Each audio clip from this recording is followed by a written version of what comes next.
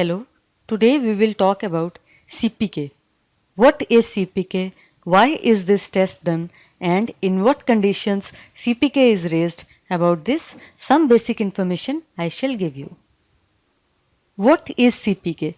CPK or creatine phosphokinase is an enzyme which is found in brain, muscles and heart of the body.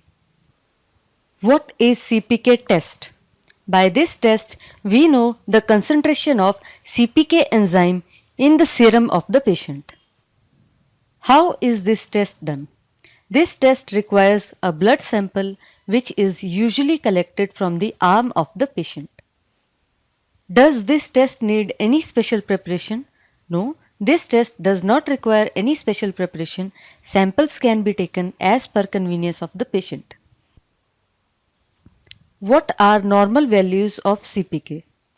The normal values of this enzyme in blood are 60 to 174 international units per liter of blood. However, these values can vary slightly between different laboratories.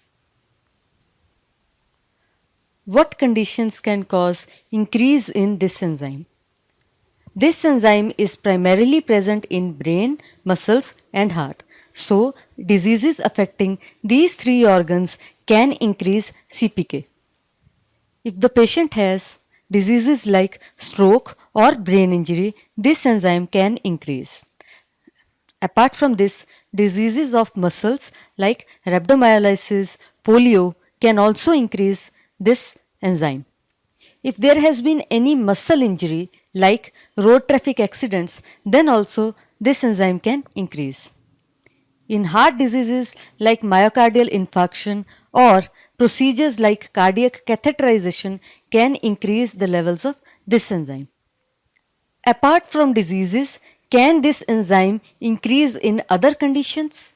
Yes, if the patient has had any recent surgery or a number of intramuscular injections, or if the patient has had very severe exercise in the recent past, then also the enzyme levels can increase.